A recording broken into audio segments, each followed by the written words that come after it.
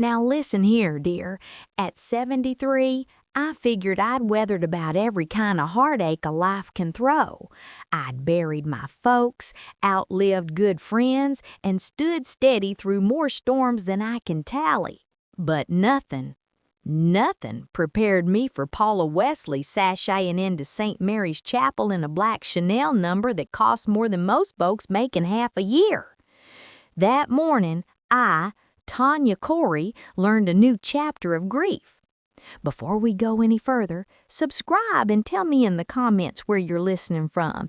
I'd like to know how far this story travels. It was a crisp October in Scottsdale, Arizona, the desert cool enough to bite, mountains painted royal purple against a sky so clean it almost rang. Jeffrey loved mornings like that, said it's why we left Gray, Michigan 47 years ago. The chapel was packed tighter than a jar of pickles. Mr. Jeffrey Corey wasn't just my husband, he was a pillar of our community.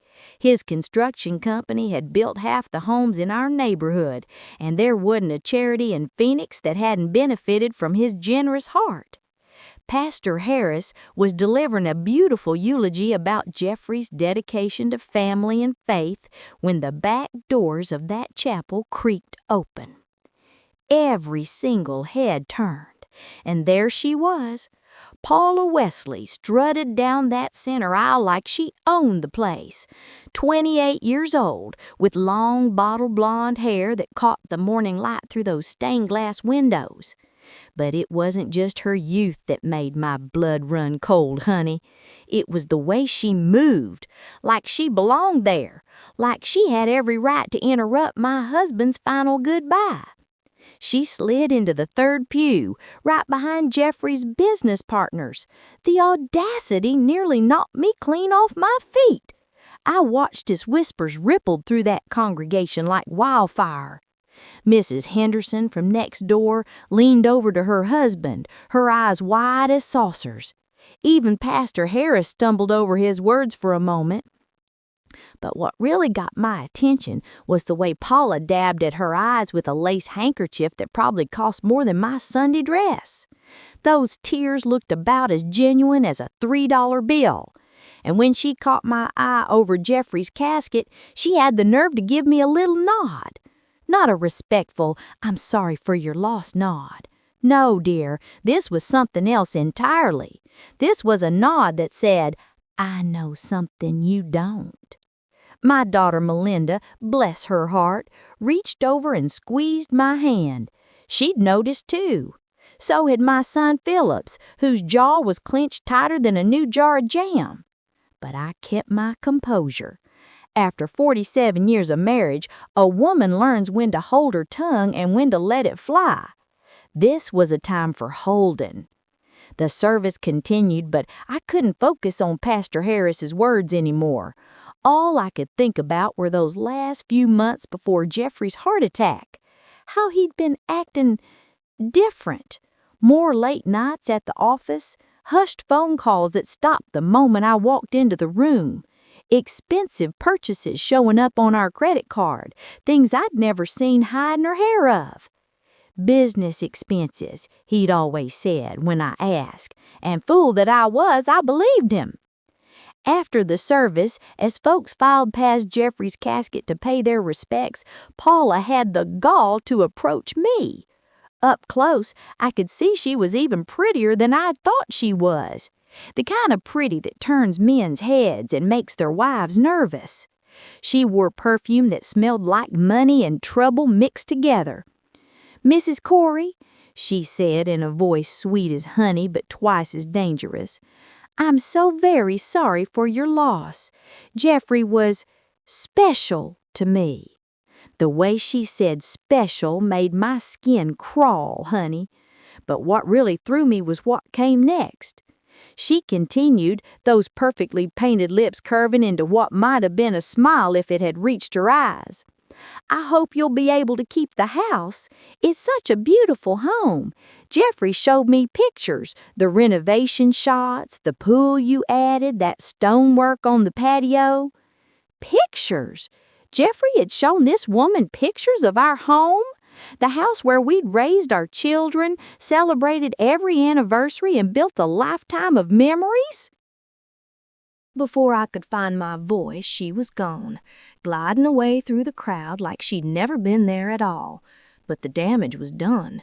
That seed of doubt had been planted, and honey, it was about to grow into something that would shake the very foundation of everything I thought I knew about my marriage.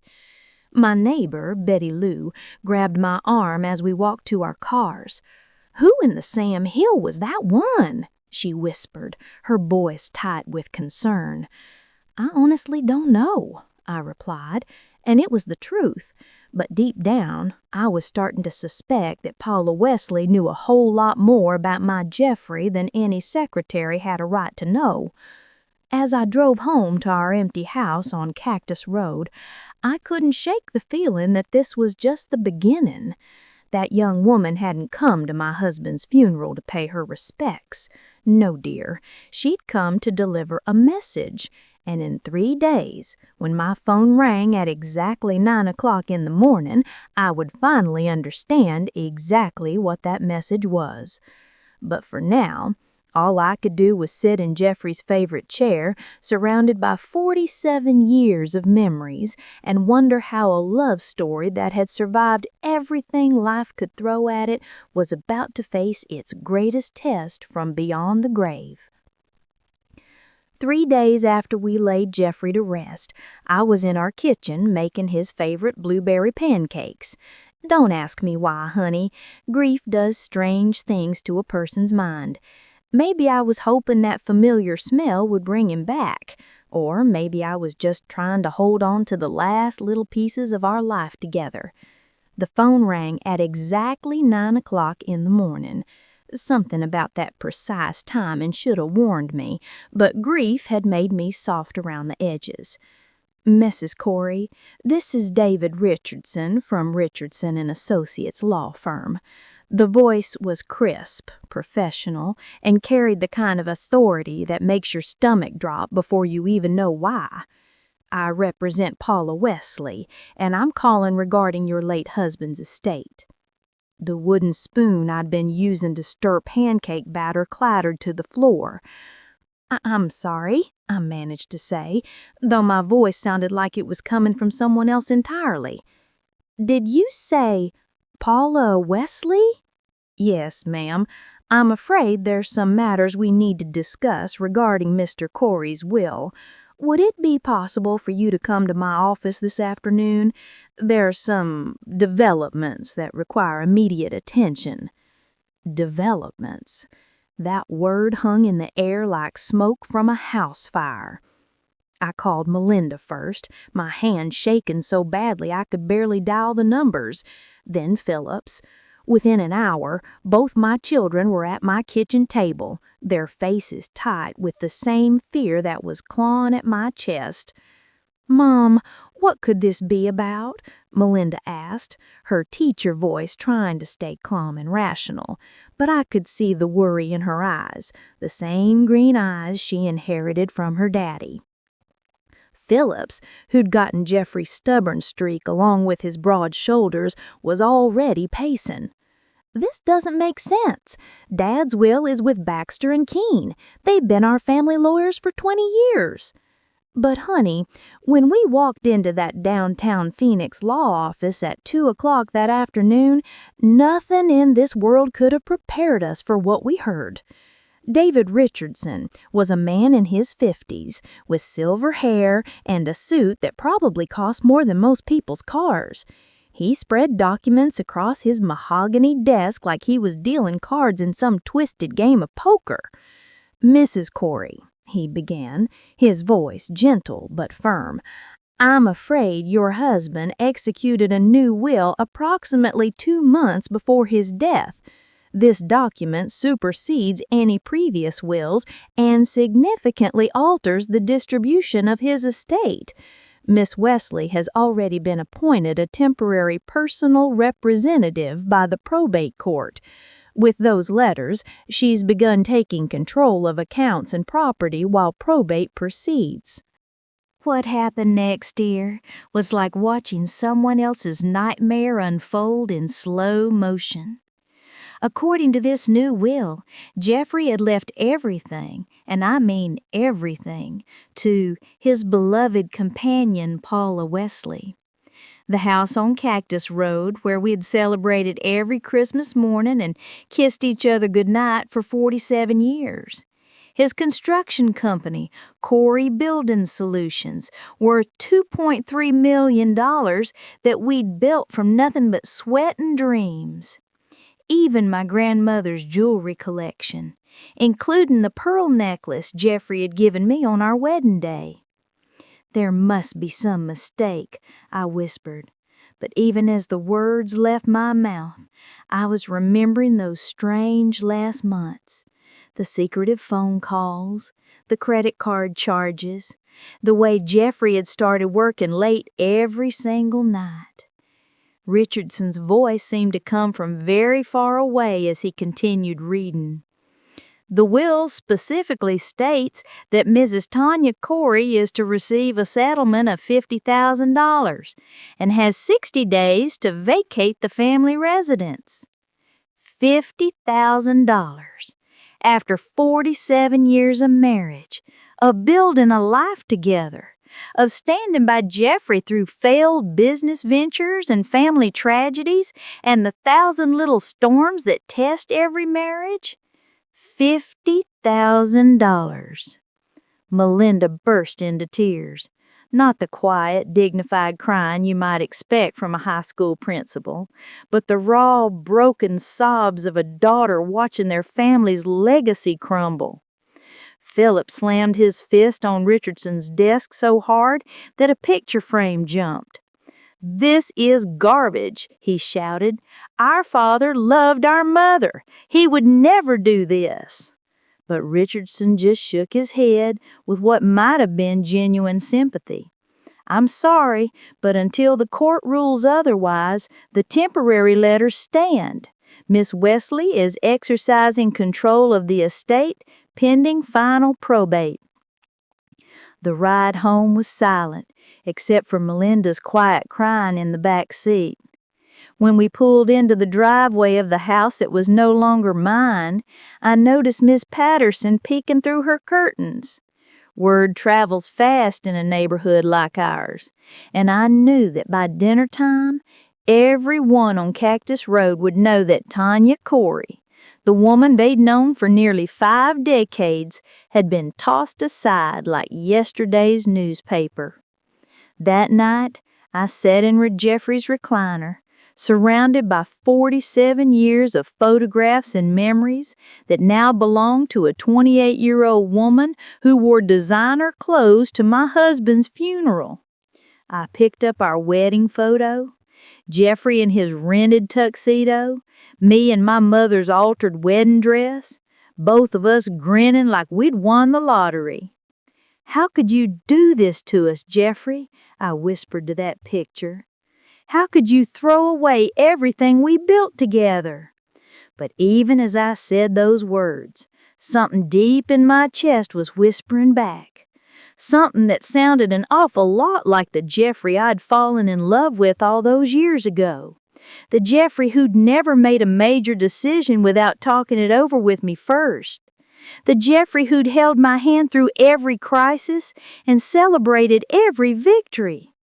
That Jeffrey would never have betrayed his family like this. Which meant that somewhere in this mess of legal documents and broken hearts, there was more to the story than what Paula Wesley wanted us to believe.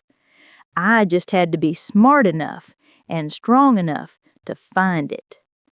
2 months had passed since that awful day in the lawyer's office, and honey, I was doing my best to hold our family together with nothing but pride and stubbornness. We'd moved into a small rental house on the other side of town, a place with thin walls and neighbors who played their music too loudly. 2 weeks after we signed, the landlord sold the property to an LLC. Later we learned that LLC traced back to Paula. But it was what we could afford on my Social Security and the crumbs Paula had thrown my way. Thanksgiving morning dawned crisp and clear, the kind of Arizona day that makes you grateful to be alive. I'd been up since 5 o'clock preparing our traditional feast in a kitchen barely half the size of the one I'd cooked in for 47 years. But family traditions don't stop just because your world gets turned upside down, dear. If anything, they become more precious. Melinda arrived first with her husband, Tom, and their 2 little ones, 8-year-old Sherry and 6-year-old Jimmy. Those babies were the light of my life, and watching Sherry help me mash the sweet potatoes reminded me why we keep fighting, even when everything seems hopeless. "Grandma," Sherry said, her small hands sticky with marshmallow, "why don't we live in the big house anymore?" How do you explain betrayal to an 8-year-old? How do you tell a child that sometimes the people we love most can hurt us the deepest? "Sometimes grown-ups have to make difficult changes, sweetheart," I said, smoothing her auburn hair. "But what matters is that we're all together." Phillips showed up around noon with his wife Linda and their teenage son David. The boy had been taking the move especially hard. He'd spent every summer at the Cactus Road house, learning to swim in our pool and helping his grandfather with weekend projects. Now Jeffrey's workshop tools belonged to a woman who probably couldn't tell a screwdriver from a socket wrench. We were just sitting down to dinner when Tom raised his glass for our traditional toast. "To family," he began, his voice warm with genuine affection, "and to the woman who taught us love." The doorbell rang. Not a gentle, polite ring, but a sharp, insistent buzzing that cut through our gratitude like a knife through warm butter. Tom set down his glass, his lawyer instincts already on alert. "I'll get it," Philip said, but I was already rising from my chair. Something about that aggressive doorbell made my stomach churn with familiar dread. I opened the door to find 2 Maricopa County Sheriff's deputies standing on my tiny front porch. Behind them, leaning against a gleaming white BMW, was Paula Wesley. She wore a cream-colored wool coat that probably cost more than I'd spent on our entire Thanksgiving dinner, and her smile was sharper than the carving knife I'd left on the kitchen counter. "Mrs. Tanya Corey?" the older deputy asked, his voice professionally neutral but his eyes apologetic. "Yes, that's me." "Ma'am, I'm Deputy Hendry, and this is Deputy Miller. We have a writ of restitution here, stemming from a summary eviction order signed this morning." The words hit me like a physical blow. Behind me, I heard Melinda gasp and little Sherry ask, "Mommy, what's happening?" "Eviction?" I managed to whisper. "But this is—" "Yes, ma'am, I understand the timing is unfortunate, but we're required to serve the writ regardless of the holiday. You have 72 hours to vacate the premises." 72 hours. 3 days to pack up what was left of my life and find somewhere else to go. "There must be some mistake," Tom said, appearing behind me with his napkin still tucked into his collar. "My mother-in-law has a valid lease." "I'm afraid not," came a voice as cold as December wind. Paula Wesley had walked up to my porch like she owned it, which, through that LLC, she did. "The new owners require immediate occupancy. We filed ex parte yesterday. The court granted relief this morning." The pure cruelty in her timing took my breath away. Not just evicting an elderly widow, but doing it on Thanksgiving Day in front of her grandchildren, with the whole neighborhood watching from their windows as sheriff's deputies handed me papers that would make me homeless before the weekend was over. "You evil brat," Melinda hissed, stepping past me to face Paula directly. "How dare you do this to our family on Thanksgiving?" Paula's smile never wavered. "Business is business, Melinda. Perhaps your mother should have thought about these consequences before she contested the will." But I hadn't contested anything. This was pure, calculated cruelty designed to humiliate us in the most public way possible. Little Sherry started crying. Jimmy wrapped his arms around his sister, both children sensing the adult terror crackling through the air like electricity before a storm. Phillips pushed past us all, his face red with rage. "You want to destroy our family," he shouted at Paula. "Fine, but leave the kids out of it." "Lower your voice," Deputy Miller warned, his hand moving instinctively toward his belt. "Sir, I need you to step back." And there we were, dear. A family that had never had so much as a parking ticket was being treated like criminals in front of the whole neighborhood. Mrs. Patterson from across the street was openly staring. The Johnson family had come out onto their front lawn. Even the teenagers from the corner house had stopped their skateboarding to watch our humiliation unfold. Paula climbed back into her BMW, but before she drove away, she rolled down her window just enough to deliver one final blow. "Oh, Tanya," she called out sweetly, "I almost forgot. I'll be hosting Christmas dinner at the Cactus Road house this year. Such a shame you won't be able to join us in your old home." The sound of her laughter followed that expensive car down the street like nails on a chalkboard. That night, after we'd packed away our half-eaten Thanksgiving dinner and the children had finally stopped crying, I sat alone in my tiny living room, surrounded by boxes and broken dreams. The eviction papers lay on my coffee table like a death sentence. But something had shifted inside me during those awful hours, honey. Something that had been sleeping for 2 months finally woke up fighting mad. Paula Wesley had made a critical error of judgment. She'd assumed humiliating an elderly woman would break her spirit completely. What she didn't understand was that when you've survived 7 decades on this earth, when you've buried parents and weathered storms and raised children and built a life from nothing, you developed a backbone made of something stronger than steel. She wanted to play dirty? Well, dear, she'd just awakened someone who'd been playing nice for too long. If you were in my shoes right here, what would you do? Drop a note below and subscribe so you don't miss what comes next. I reached for the phone and dialed a number I'd been carrying around for weeks but hadn't quite worked up the courage to call. "John," I said when the familiar voice answered, "this is Tanya Corey.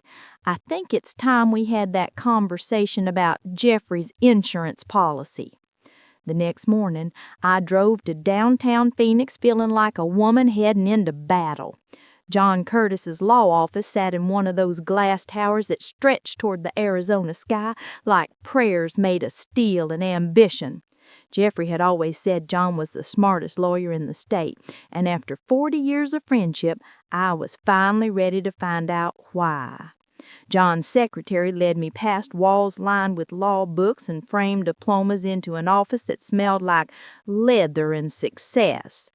But what caught my attention wasn't the expensive furniture or the view of the mountains. It was the cardboard box sitting on John's mahogany desk with my name written across it in Jeffrey's unmistakable handwriting. "Tanya," John said, rising from his chair with the kind of smile that held secrets. He was a compact man with kind eyes behind wire-rimmed glasses, but there was something different about him today. Something that reminded me of a chess player who'd been planning his moves for months. "Thank you for calling," he continued, gesturing for me to sit down. "Jeffrey made me promise to wait until you were ready for this conversation. He said you'd know when the time was right." "For what conversation?" I asked, though my heart was already racing. John opened that cardboard box like he was handling precious treasure. Inside were documents, photographs, and what looked like a small recording device that Jeffrey used for business meetings. Tanya, what I'm about to tell you is going to sound impossible, but I need you to listen carefully.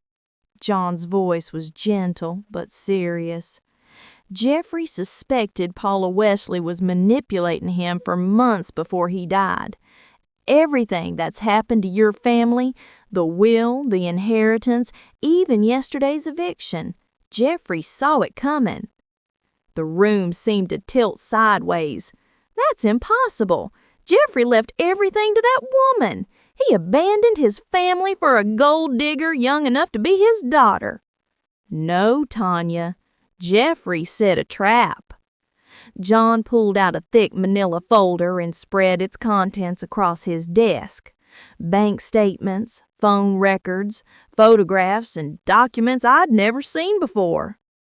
About 6 months before his heart attack, Jeffrey started noticing things. Paula would ask detailed questions about your family's finances. She'd encourage him to update his will, claiming it was romantic to name her as beneficiary. She even suggested he keep their relationship secret because it was more exciting that way. My hands were shaking as I picked up one of the photographs. It showed Paula having lunch with another older man, someone I didn't recognize, at an expensive restaurant in Scottsdale. Jeffrey hired a private investigator, John continued. What they found was disturbing. Paula Wesley has been involved with at least 3 wealthy widowers in the past 5 years. Each relationship followed the same pattern. She'd befriend them, gain their trust, encourage them to change their wills, and then, he paused, his expression growing dark.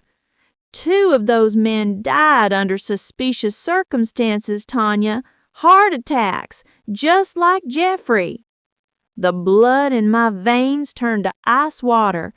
Are you saying she killed my husband? I'm saying Jeffrey thought she might try. That's why he created the decoy will.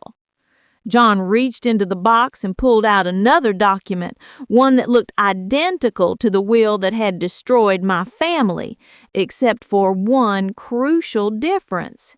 This one was dated 3 days after the other one. Jeffrey wrote 2 wills, Tanya. The one Paula's lawyer presented to you was real, but it wasn't his final will. This later will expressly revokes all prior wills. This one is his true last will and testament. My hands trembled as I read Jeffrey's true final wishes. The house on Cactus Road, left to our children. The construction business, to be held in trust for the grandchildren's education. And Paula Wesley, she was to receive exactly $10,000 for her service as a temporary employee. But why? I whispered, tears blurring my vision. Why let us suffer for 2 months? Why let that woman humiliate our family? Joan's smile was sad but proud, because Jeffrey needed proof of her true intentions. He needed her to show her real nature so completely that no court in the country would ever question his final decision. He let her proceed to document her intent on tape, in filings, and in public. He picked up that small recording device and pressed play. Jeffrey's voice filled the room, warm and familiar as a favorite song. Tanya, my darling, if you're hearing this, then Paula has shown her true colors, and John thinks you're ready for the truth. I'm so sorry for the pain you've endured these past months, but I needed evidence that would protect our family forever. I pressed my hand to my mouth to keep from sobbing. Jeffrey's recorded voice continued. The woman has been manipulating me for months, trying to isolate me from you and the children. She's dangerous, Tanya, more dangerous than I initially realized. But she made one critical mistake. She underestimated the woman I married.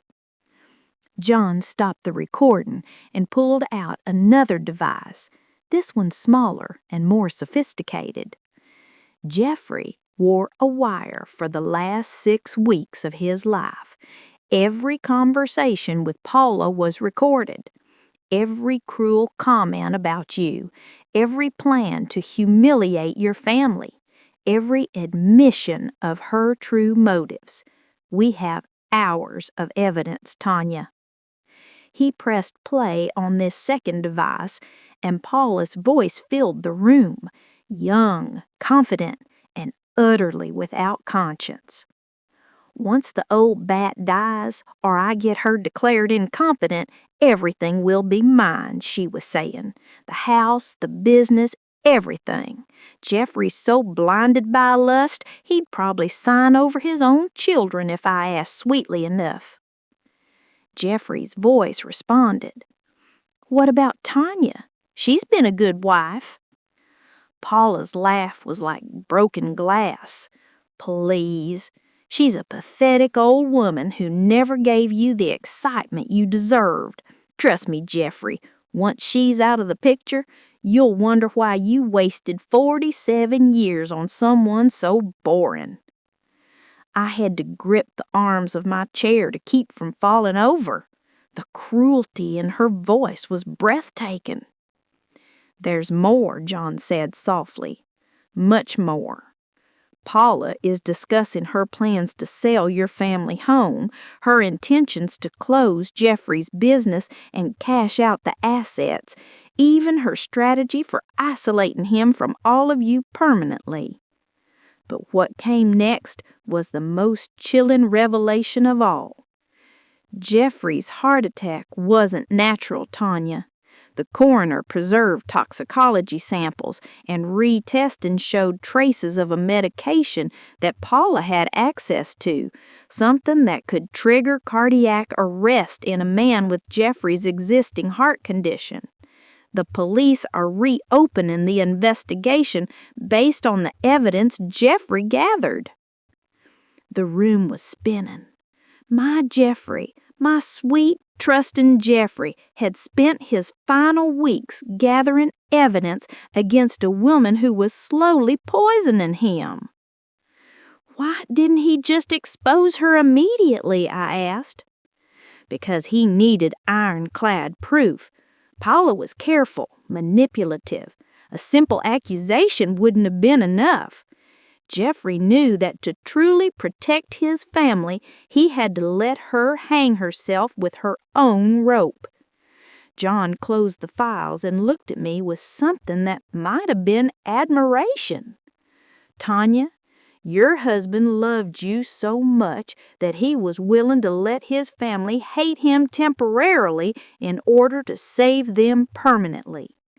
Tomorrow, we're presenting all of this to Judge Williams. Paula Wesley's reign of terror ends tomorrow.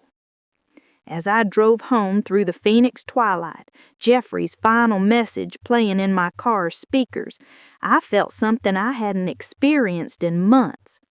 Hope. I know this has been the hardest thing you've ever endured, my darling, but I need you to be strong just a little bit longer. Tomorrow, justice will be served, and Paula Wesley will learn that no one, absolutely no one, hurts Jeffrey Corey's family and gets away with it. The morning of December 15th dawned cold and clear, the kind of winter day in Phoenix that makes you grateful for desert sunshine. I stood in front of my bathroom mirror, putting on my best dress, the navy blue one that Jeffrey had always said brought out my eyes, and for the first time in months, I looked like the woman I used to be. Strong, determined, ready for battle. The Maricopa County Courthouse was buzzing with activity when we arrived. Word had somehow gotten out about our case, and the hallways were packed with neighbors, friends, and even some of Jeffrey's former business partners. Mrs. Henderson had driven down from Cactus Road, along with half our old neighborhood. Even Pastor Harris was there, offering quiet prayers and moral support. But what really caught my attention was the cluster of reporters gathered near the courthouse steps. Apparently, the story of an elderly widow fighting a young gold digger had captured the imagination of local media. I could see camera crews setting up, journalists checking their notes, and photographers adjusting their equipment. Paula Wesley arrived like she was attending a red carpet premiere. She stepped out of a black limousine wearing a designer suit that probably cost more than most people's monthly rent. Her lawyer, that slick David Richardson, walked beside her with the confidence of a man who never lost a case he cared about winning. As they climbed the courthouse steps, Paula actually paused to speak to the reporters. "This is a sad case of a grieving family unable to accept their loved one's final wishes," she said, her voice dripping with fake sympathy. "Jeffrey Corey chose to leave his estate to someone who truly understood and appreciated him. I hope the court will honor his memory by upholding his clearly stated intentions." The audacity of that woman still takes my breath away, dear.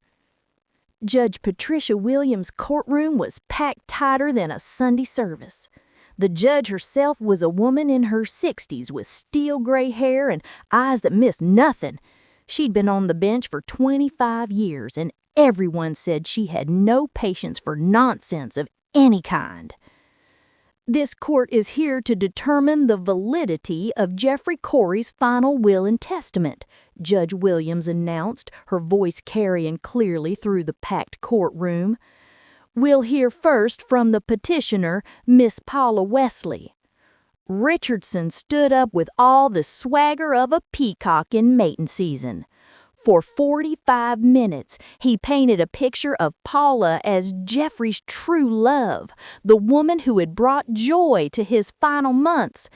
He presented the will that devastated our family, complete with Jeffrey's signature and proper witnesses.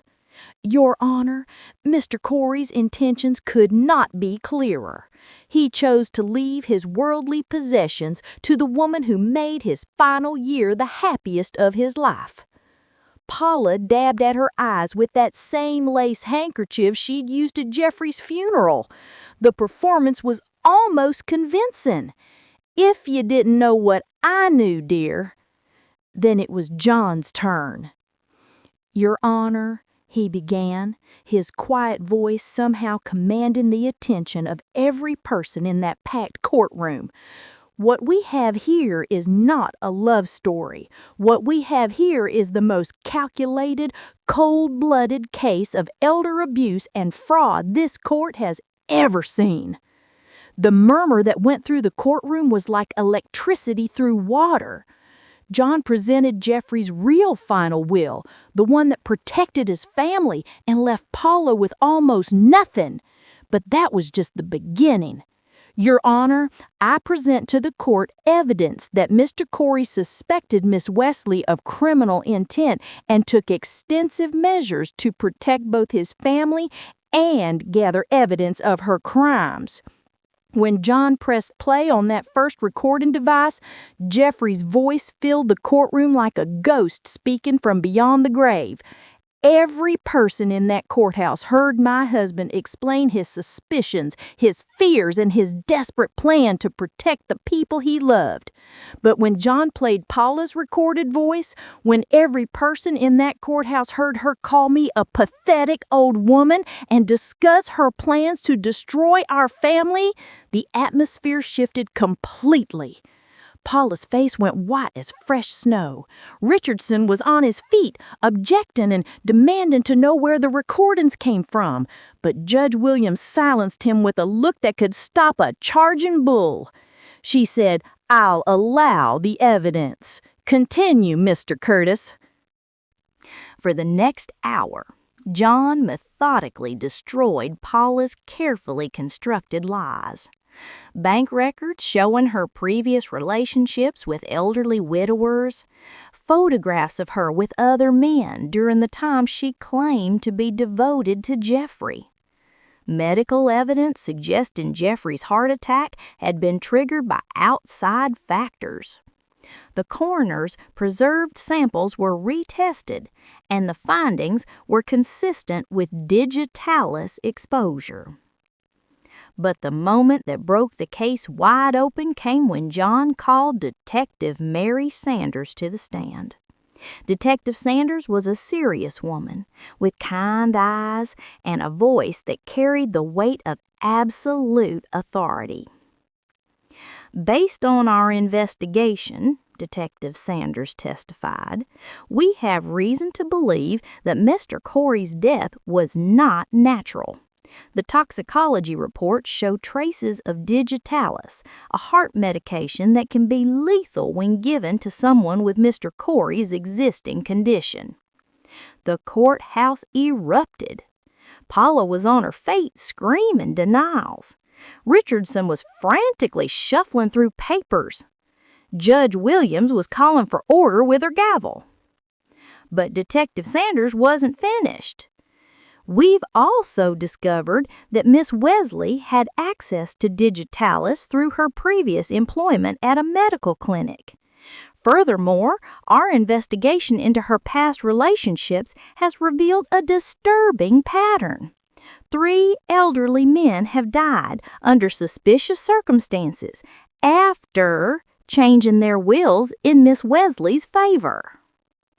The silence that followed was deafening. Judge Williams looked at Miss Wesley with the kind of expression usually reserved for the worst criminals. Miss Wesley, you are hereby ordered to surrender all assets claimed under the disputed will. Furthermore, this court finds the instrument dated later date to be the valid last will and testament of Jeffrey Corey and orders the immediate return of all family assets to the estate for distribution under that will. This court will also transmit its findings to the county attorney. Paula's legs gave out. She collapsed into her chair like a puppet with cut strings, all her designer confidence crumbling into nothing. As murmurs swelled again, Detective Sanders stepped forward with 2 deputies. Pursuant to a warrant obtained this morning in coordination with the county attorney's office, she said, calm as a winter sky, Paula Wesley, you are under arrest. They took her into custody right there.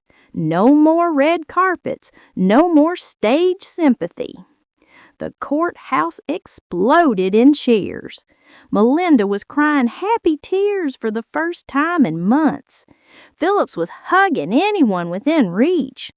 Even some of the court reporters were wiping their eyes.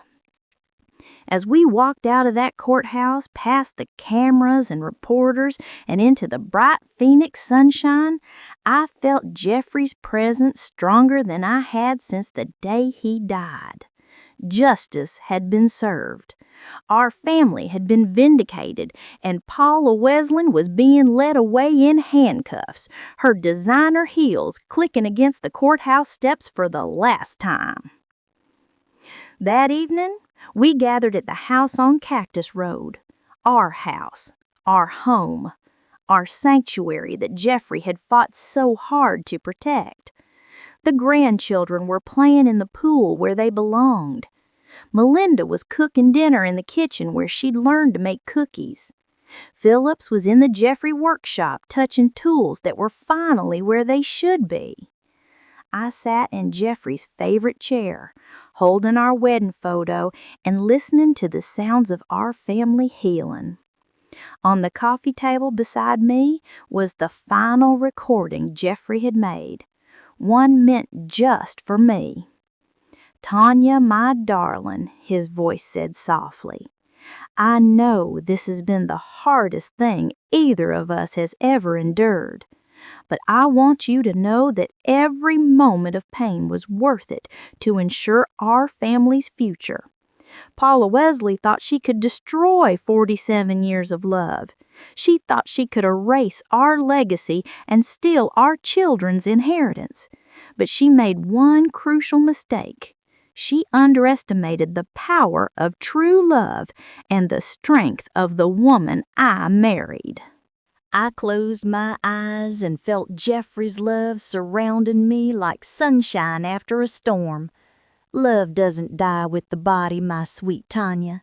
It lives on in every choice we make, every sacrifice we endure, and every battle we fight for the people who matter most. Paula Wesley is gone, but our love story, our real love story, will protect this family for generations to come. And you know what, dear? Jeffrey was right, because 3 months later, Paula Wesley was convicted of elder abuse and fraud. The investigation into those other suspicious deaths led to murder charges in 2 other states. She'll be spending the rest of her life in a place where designer clothes and expensive perfume won't help her manipulate anyone ever again. As for our family, we're stronger than ever. Corey Building Solutions is thriving under Philip's leadership. Melinda has started a foundation to help elderly people recognize and report financial abuse. And our grandchildren know that their grandfather's love reached beyond the grave to protect their future. Sometimes people ask me if I'm angry about those terrible months when we thought Jeffrey had betrayed us. But honey, I'm not angry. I'm proud. Proud that I married a man who loved his family enough to endure anything to protect them. Proud that justice prevailed over greed, and proud that love, real, true, lasting love, proved stronger than all the evil one desperate woman could devise. Paula Wesley thought she could steal everything from the Corey family. Instead, she learned that some things, love, loyalty, and family bonds, can never be taken by force. They can only be given freely, and they belong to people worthy of holding them. Jeffrey's final gift to us wasn't money or property. It was the proof that love endures, justice prevails, and sometimes the sweetest revenge is simply the truth. If this rang true for you, subscribe to join the Titan family and share it along. I'll keep a seat warm for you next time. See you in our next story.